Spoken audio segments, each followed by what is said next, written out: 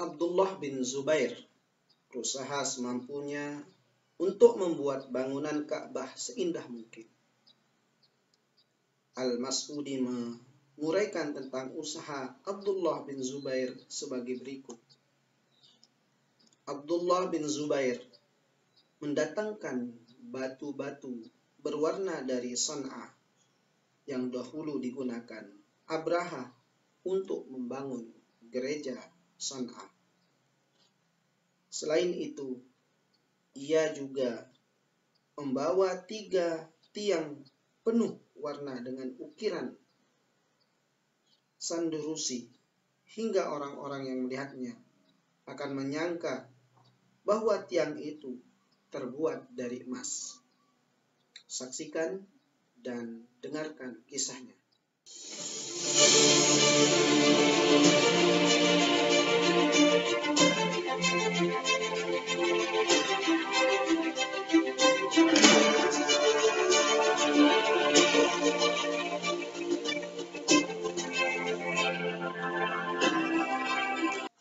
Bismillahirrahmanirrahim. Assalamualaikum warahmatullahi wabarakatuh.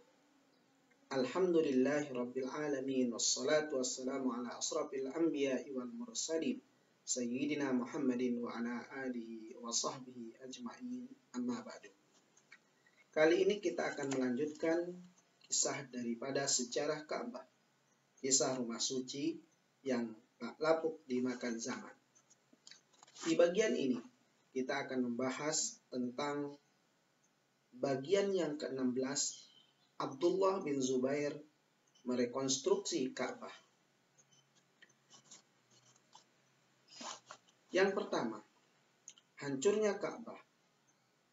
Husain bin Ali dan Abdullah bin Zubair mengumumkan penolakan mereka atas Khalifah Yazid sepeninggal bapaknya Muawiyah bin Abi Sufyan karena perubahan sistem kekhalifahan dari sistem yang syura ke sistem turun-menurun.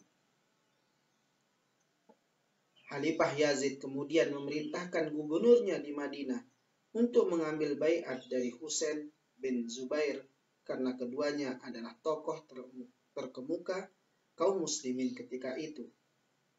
Lagi sekali, Khalifah Yazid kemudian memerintahkan gubernurnya di Madinah untuk mengambil baiat dari Sayyidina Husain dan Zubair karena keduanya adalah tokoh terkemuka kaum muslimin ketika itu. Tapi kedua tokoh ini menolak berbaiat, lalu mereka berdua pindah ke Mekah. Abdullah bin Zubair merasa di Mekah lebih aman dan damai yang tidak dia rasakan di Madinah. Bahkan ia berhasil mendapatkan simpati kaum muslimin dan dukungan mereka ketika ia berkata, "Sungguhnya aku orang yang mencari perlindungan di Baitullah Al-Haram." Abdullah bin Zubair berlindung di Ka'bah dan dia menjuluki dirinya sebagai Al-Iz bil Al-Bait, yang berlindung di Baitullah. Dia sholat di sisi Ka'bah siang dan malam, banyak berzikir dan membaca tasbih. Kaum muslimin Mekah pun mencintainya karena kesalehan dan ketakwaannya.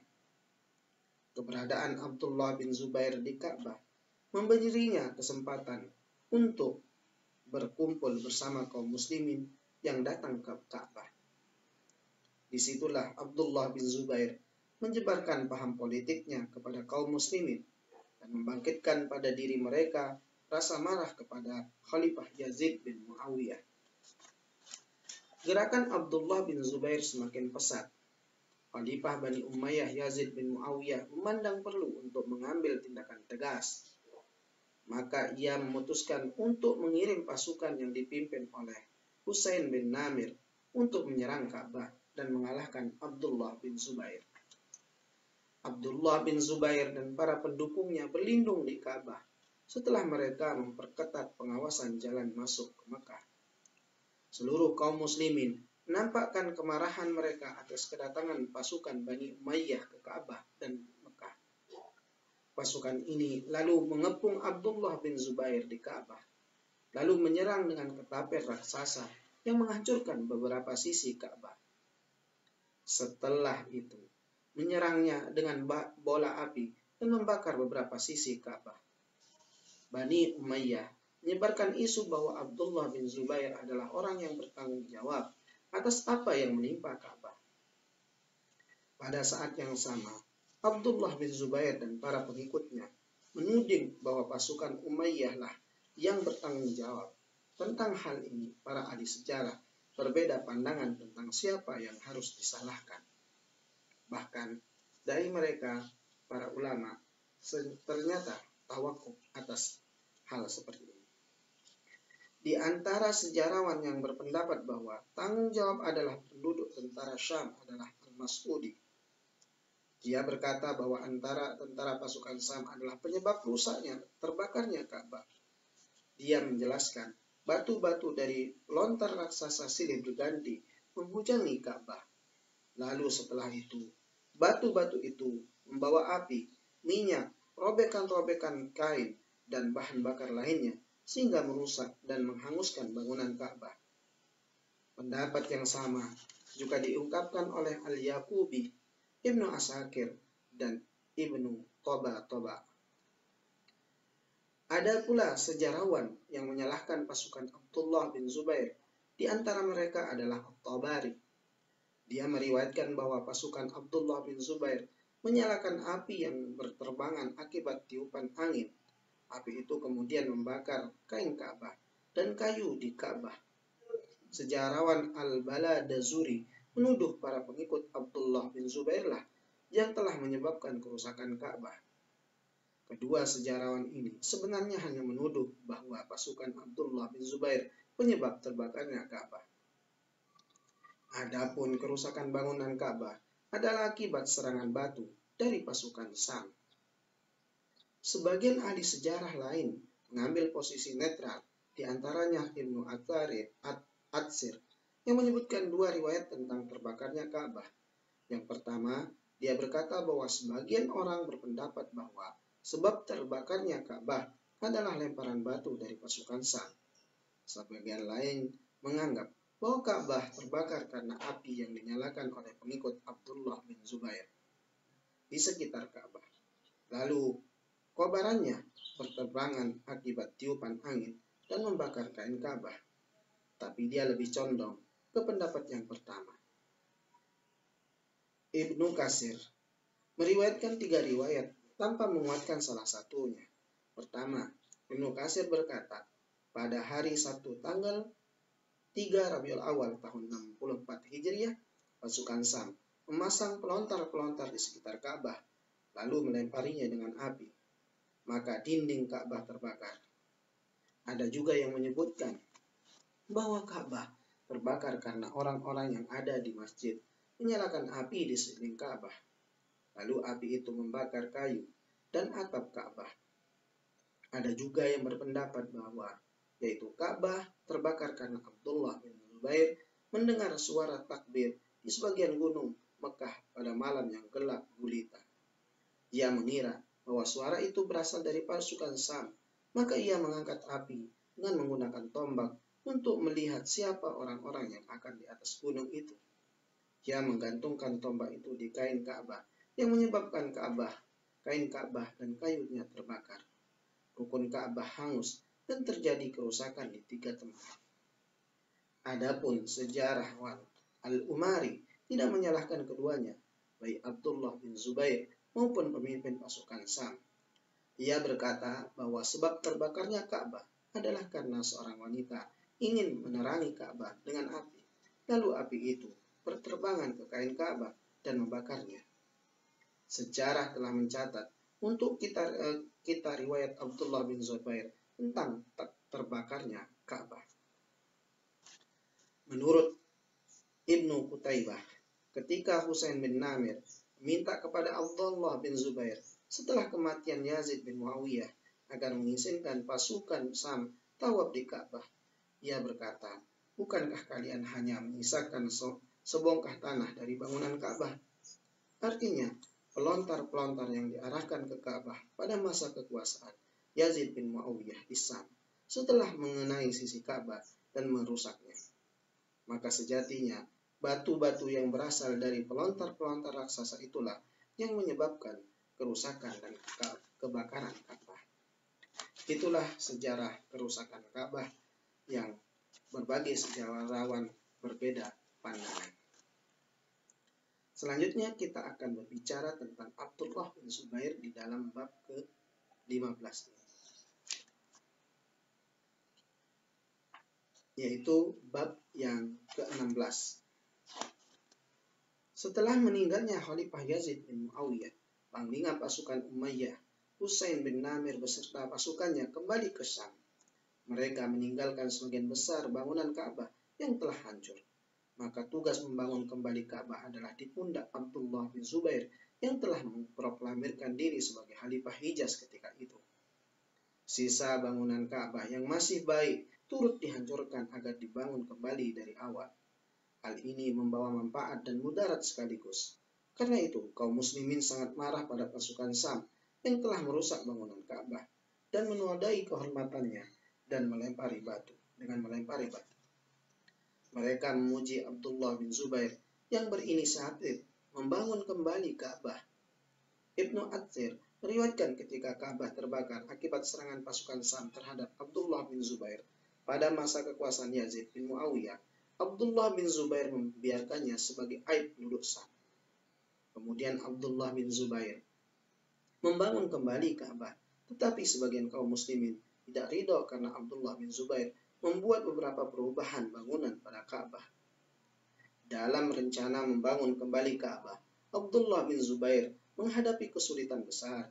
Ia bingung apakah akan membangun kembali Ka'bah dengan cara meratakannya terlebih dulu, lalu membangun kembali dari dasar, atau cukup dengan memperbaiki kerusakan dan menambalnya.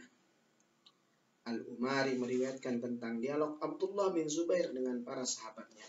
Abdullah bin Zubair bermusyawarah dan dengan para sahabatnya untuk menghancurkan sisa bangunan Ka'bah, tapi mereka merasa takut.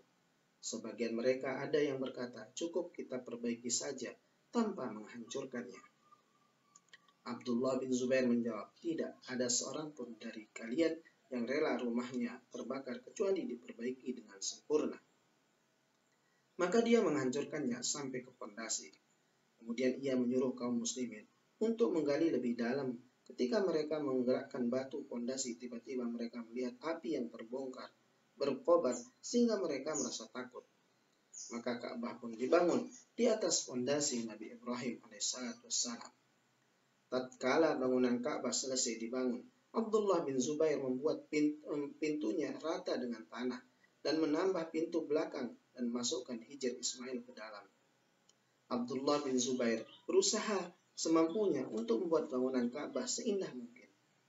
Sebagaimana sejarawan Al-Masudi menguraikan tentang usaha Abdullah bin Zubair sebagai berikut. Abdullah bin Zubair mendatangkan batu-batu berwarna dari Sana'a yang dahulunya digunakan Abraha untuk membangun garaja Sana'a. Selain itu, ia juga membuat 3 tiang penuh warna dengan ukiran sanderusi hingga orang yang melihatnya menyangka bahwa tiang itu terbuat dari emas. Di Syam, Bani Umayyah mencela Abdullah bin Zubair karena telah menghancurkan Ka'bah. Padahal menurut mereka cukup diperbaiki, ditambah. Tapi kita tentu menganggap bahwa pendapat mereka salah karena dinding Ka'bah telah miring akibat lemparan pelontar raksasa, sehingga sulit diperbaiki. Apalagi dilihat dari kondisinya, dinding itu bisa roboh kapan saja dan akan menimpa orang yang ada di dalamnya. Menjamin keamanan dinding Ka'bah sangat penting karena ribuan kaum muslimin berkunjung ke sini setiap tahun dan mereka berdesak-desakan ketika tawaf. Al-Umari juga menyebutkan bahwa Ka'bah sudah pernah dihancurkan dan dibangun kembali sebanyak 3 kali sebelum Abdullah bin Zubair. Bani Umayyah mengkritik Ibnu Zubair karena telah membuat beberapa perubahan pada bangunan Ka'bah. Tingginya yang semula 9 hasta diubah menjadi 27 hasta. Pintu Ka'bah ditambah menjadi 2 yang sebelumnya hanya 1 pintu. Selain itu, dibuat juga pagar untuk hijr Ismail. Mereka juga mencelanya karena dia adalah orang pertama yang membuat kain penutup Ka'bah dari bahan sutra. Padahal sebelumnya kain itu terbuat dari wol. Selain itu, Zubair juga memberi wangi-wangian yang tercium oleh siapa saja di dalam Masjidil Haram. Akan tetapi, ketika tidak sependapat, artinya kita tidak bisa sependapat dengan mereka dalam beberapa hal yang mereka cela atas diri Ibnu Zubair. Adanya dua pintu mempermudah masuk dan keluar Ka'bah. Sumber-sumber sejarah kuno menyebutkan bahwa Rasulullah SAW ingin meninggikan bangunan Ka'bah seperti yang telah dilakukan oleh Ibnu Zubair, dan tidak ada motif apapun dari Ibnu Zubair dalam usahanya membangun kembali Ka'bah kecuali hanya untuk mencapai ridha Allah Subhanahu wa taala. Rasulullah dan kaum muslimin, itulah yang dicari, keridhaan Allah dan Rasulullah SAW. Al-Mas'udi mengomentari tambahan yang dibuat oleh Ibnu Zubair dalam bangunan Ka'bah sebagai bentuk penghormatan. Ibnu Zubair memulai pembangunan Ka'bah. 70 tokoh Quraisy bersaksi kepadanya bahwa ketika suku Quraisy dahulu membangun Ka'bah, mereka kekurangan biaya, maka mereka mengurangi lebarnya 7 hasta. Dari pondasi yang dibangun oleh Nabi Ibrahim dan Ismail, maka karena itu Ibnu Zubair membangunnya dan menambahkan lebarnya, dan juga memakai batu berwarna dan tiang-tiang, serta membuat dua pintu, yaitu pintu masuk dan pintu keluar. Al-Umari menyebutkan bahwa Rasulullah SAW dahulu ingin membangun Ka'bah seperti yang dilakukan oleh Abdullah bin Zubair. Abdullah bin Zubair berkata, bibinya Aisyah radhiyallahu anha mengabarkan padanya bahwa Rasul bersabda, "Tidakkah engkau lihat bahwa kaummu serba kekurangan ketika membangun Ka'bah? Maka mereka hanya membangun sebatas fondasi Nabi Ibrahim." Kemudian beliau bersabda, kaulah bukan karena kaummu baru saja keluar dari zaman jahiliyah, niscaya aku akan menghancurkannya, lalu membangunnya dan membuat pintu rata dengan tanah, dan aku letakkan di dalamnya hijr Ismail." Abdullah bin Zubair berkata, sedangkan kami tidak mengalami kekurangan biaya, maka dia membangun sesuai dengan hadis yang diriwayatkan oleh Aisyah radhiyallahu anha. Walau bagaimanapun, Ka'bah masih seperti yang dibangun oleh Abdullah bin Zubair sampai Al-Hajjaj bin Yusuf As-Saqafi mengepung Ka'bah untuk kedua kalinya pada masa Khalifah Abdul Malik bin Marwan. Al-Hajjaj As-Saqafi dan Ka'bah. Dakwah Abdullah bin Zubair telah menyebar ke seluruh negeri Islam. Ia juga berhasil menguasai kota-kota kecil daerah Sam yang masih setia pada dinasti Bani Umayyah. Khalifah Abdul Malik bin Marwan dari dinasti Bani Umayyah berhasil mengambil alih wilayah Mesir dari tangan orang-orang Abdullah bin Zubair. Setelah itu, Irak dan mereka juga berhasil membunuh Mus'ab bin Zubair. Lalu Khalifah mengirim panglima pasukan yang terkenal kejam Al-Hajjaj bin Yusuf As-Saqafi dengan jumlah pasukan yang besar menuju Hijaz untuk menusbas Abdullah bin Zubair. Al-Hajjaj pun mulai menguji kekuatan Abdullah bin Zubair dan menyebarkan teror pada pendukungnya. Dia mengirim sekelompok pasukan ke Eropa sebelum bulan Haram. Abdullah bin Zubair juga mengirim sekelompok pasukan unta melawan mereka. Pertempuran pun terjadi dan berakhir dengan kemenangan pasukan Al-Hajjaj yang terkenal kejam itu. Al-Hajjaj mengetahui kelemahan pasukan Abdullah bin Zubair. Oleh karena itu, ia bertekad untuk menyerangnya.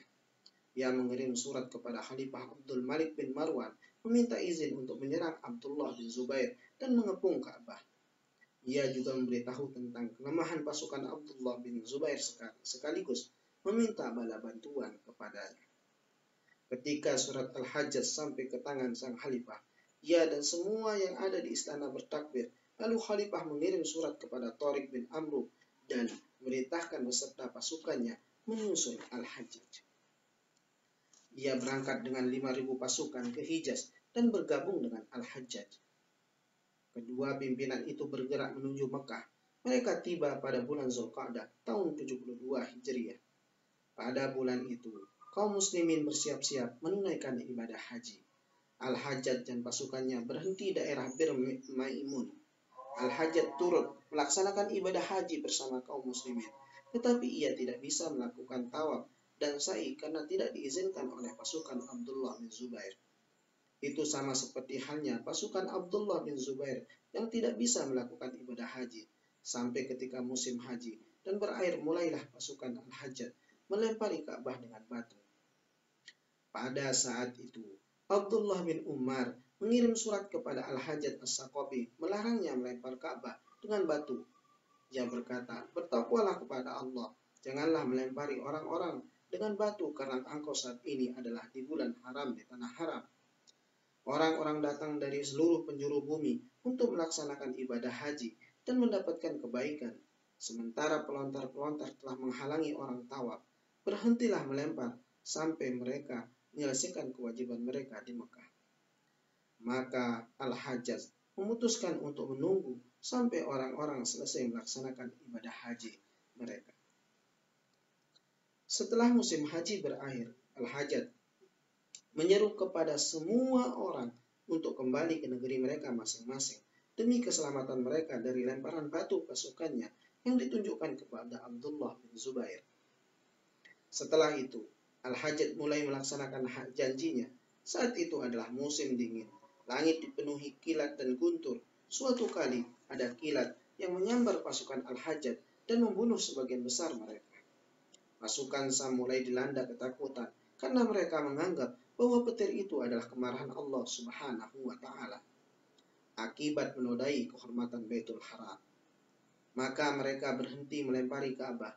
Al-Hajjaj merasa khawatir jika pasukannya dilanda ketakutan, maka ia mencoba memotivasi, membangkitkan semangat mereka lagi. Lalu ia sendiri yang memulai melempari batu. Tapi takdir Allah Subhanahu wa Ta'ala telah menolong Al-Hajjaj. Tiba-tiba petir menyambar pasukan Abdullah bin Zubair dan membunuh banyak dari mereka.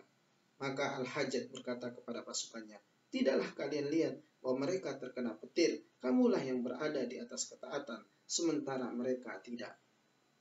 Batu-batu terus berhamburan ke Ka'bah, di mana Abdullah bin Zubair dan teman-temannya berlindung. Banyak pasukan telah terbunuh, dan sebagian lain melihat bahwa tidak ada gunanya melawan mereka jika akhirnya berujung kematian karena terus berperang.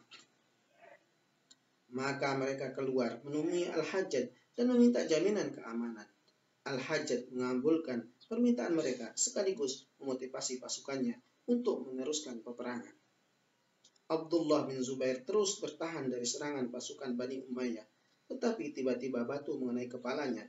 Ia pun melantunkan syair, "Wahai Tuhan, sungguhnya pasukan Sam sangat banyak.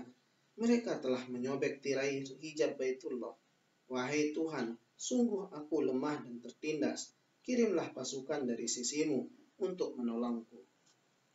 Tidak lama kemudian, pasukan Sam telah mengeransak masuk menyerang Abdullah bin Zubair dan teman-temannya. Ia pun jatuh tersungkur, sementara teman-teman lari tunggang langgang menyelamatkan masing-masing. Ia terbunuh pada 14 Jumadil Awal tahun 73 Hijriah. Al-Hajjaj pun membangun kembali Ka'bah seperti bentuknya yang semula, tidak seperti yang dibangun oleh Abdullah bin Zubair. Maka Al-Hajjaj hanya memasang satu pintu untuk Ka'bah, sebagaimana yang diperintahkan oleh Khalifah Abdul Malik bin Marwan. Al-Umari menjelaskan sikap Abdul Malik bin Marwan dan Al-Hajjaj dalam membangun kembali Ka'bah. Ia berkata, ketika Abdul Malik menjabat sebagai khalifah, ia berkata, "Kita tidak akan memakai sedikit pun yang dibuat oleh Hubayb atau Abdullah bin Zubair." Maka ia menghancurkan bangunan Ka'bah dan membangunnya kembali seperti Ka'bah pada masa Rasulullah SAW, tetapi tetap mempertahankan tingginya. Kemudian Al-Haris bin Abi Rabi'ah Al-Makhzumi beserta seorang pria yang menyampaikan kepada Khalifah tentang hadis dari Aisyah dari Nabi yang pernah diriwayatkan oleh Abdullah bin Zubair.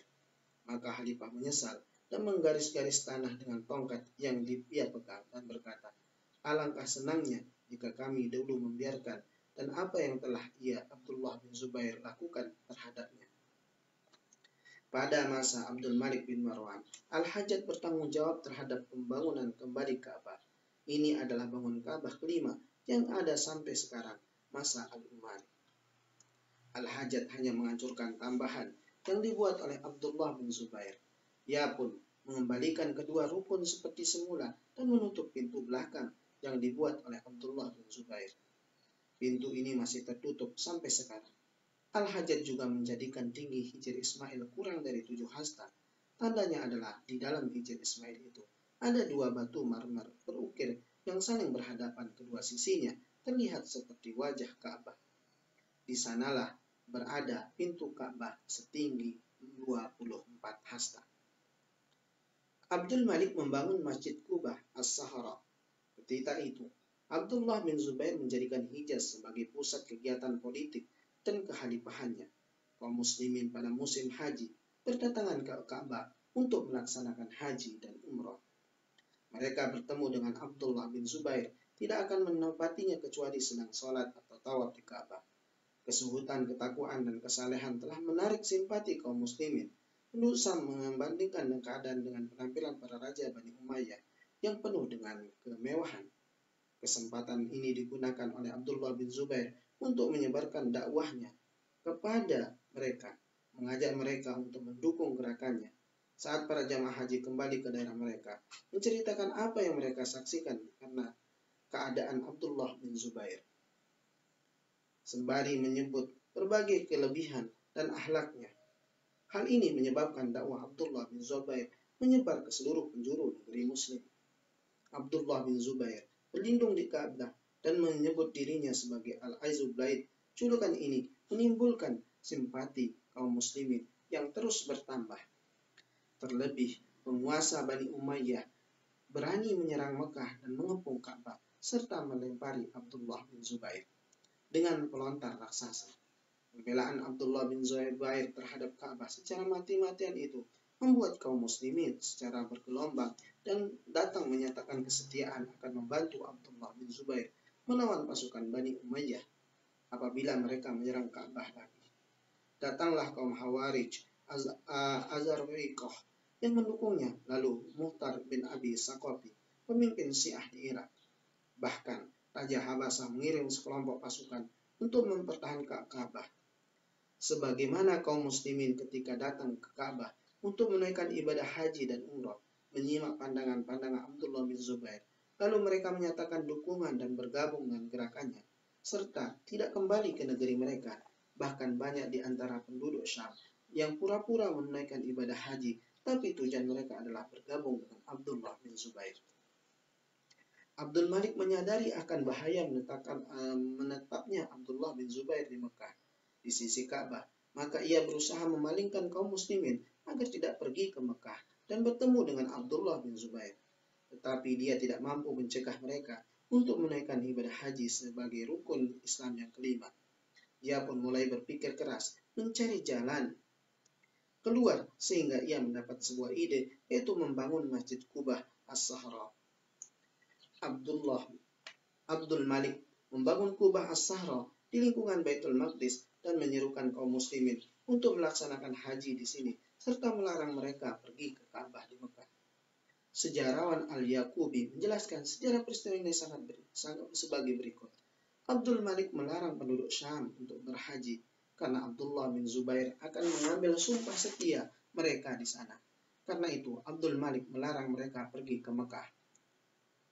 Orang-orang pun melakukan protes. Mereka berkata, "Engkau melarang kami berhaji, padahal haji itu adalah rukun Islam bagi kami, yang diwajibkan Allah kepada kami." Ibnu Syihab Az-Zuhri menyampaikan kepada kamu sebuah hadis Nabi yang bersabda, "Janganlah kalian memaksakan diri untuk melaksanakan perjalanan, kecuali kepada 3 masjid, Masjidil Haram, Masjidil Rasulullah, dan Masjid Baitul Maqdis," jawab Abdul Malik. Maka kedudukan Baitul Maqdis sama dengan Masjidil Haram. Batu ini sebagaimana diriwayatkan bahwa dulu Nabi menginjakkan kakinya di sini. Sebelumnya beliau mengalami mi'raj ke langit, maka kedudukannya sama dengan kedudukan Ka'bah. Oleh karena itu, Abdul Malik membangun Qubah, tempat di atas batu tersebut, dan menggantungkan tirai sutra dan menugaskan penjaga di sana. Orang-orang mulai melakukan tawaf di sana seperti halnya tawaf di Ka'bah. Hal ini terjadi pada masa dinasti Umayyah. Ar-Ruhi memperkuat riwayat dan berkata, ketika Abdul Malik bin Marwan berkuasa, ia melarang orang-orang pergi haji karena akan dimintai baiat oleh Abdullah bin Zubair saat mereka berhaji. Orang-orang protes terhadap larangan ini, Maka Abdul Malik membangun Kubah As-Sahra, dan orang-orang berdatangan ke sana pada hari-hari tertentu, yaitu pada hari Arafah, sekaligus melakukan wukuf di sana. Al-Yaqubi adalah sejarawan pertama yang meriwayatkan kisah Abdul Malik membangun Kubah As-Sahra. Adapun Ruhi, maka tidak diragukan lagi, ia menukil kisah ini dari Yaqubi, tapi At-Tabari, Al-Masudi, Ibnu Athir, dan Ibnu Qutaibah sama sekali tidak menyinggung kisah ini. Sebagian ahli sejarah dan ahli hadis berpendapat bahwa Walid bin Abdul Maliklah yang membangun Kubah As-Sahra. Sebagian lain punya pendapat berbeda. Mereka meyakini Kubah As-Sahra dibangun oleh Hailanah ibnu Konstantin. Pendapat ini berdasarkan penelitian arkeologis bahwa bangunan Ka'bah tidak populer di kalangan bangsa Arab. Pendapat ini artinya pendapat ini berdasarkan penelitian arkeologis bahwa bangunan Kubah tidak populer di kalangan bangsa Arab, tetapi merupakan seni Bizantium. Satu hal yang pasti, mayoritas ahli sejarah dan ahli hadis mendukung pendapat yang mengatakan bahwa Abdul Malik yang membangun Kubah As-Sahra. Mereka cenderung percaya pada riwayat Al-Yaqubi, apalagi ada ukiran Kubah As-Sahra yang menyatakan bahwa dibangun pada tahun 74 Hijriah atau pada masa pemerintahan Abdul Malik bin Marwan. Kemudian, inilah kisah yang sangat luar biasa dan sangat kita tunggu-tunggu sebagai sebuah pelajaran untuk kita. Sebagai tambahan informasi, ukuran dan isi Ka'bah. Menurut perkiraan, Ka'bah sudah sekitar 12 kali mengalami perbaikan dan pemugaran. Terakhir kali, pemugaran besar-besaran dilakukan di masa kekuasaan Raja Fahd bin Abdul Aziz. Pemugaran terakhir ini disarankan kepada perusahaan konstruksi Bin Laden Group. Ukuran Ka'bah yang mutakhir adalah sebagai berikut. Tinggi 14 meter, tebal dinding 1 meter, ukuran dinding luar, panjang dinding sisi timur laut 12,84 meter, panjang dinding sisi barat daya 12,11 meter, panjang dinding pada sisi barat laut 11,28 meter, panjang dinding pada sisi tenggara 11,53. Lalu apa sungguhnya yang ada dalam Ka'bah? Tak banyak dari masyarakat umum yang dapat kesempatan masuk di ruangan dalam Ka'bah. Salah seorang dari mereka yang beruntung dapat kesempatan adalah Dr. Muzammil Siddiqi, Presiden Masyarakat Islam Amerika Utara (ISNA) pada bulan Oktober 1998. Dalam wawancaranya dengan situs informasi dunia Islam, Son Pison, ia membeberkan beberapa data berikut ini. Di dalam ruangan terdapat 2 pilar, versi lain menyebutkan ada 3 pilar, kayu dengan garis tengah kurang lebih setengah meter. Ada meja untuk menempatkan beberapa barang seperti parfum. Ada 2 lentera yang tergabung di langit-langit.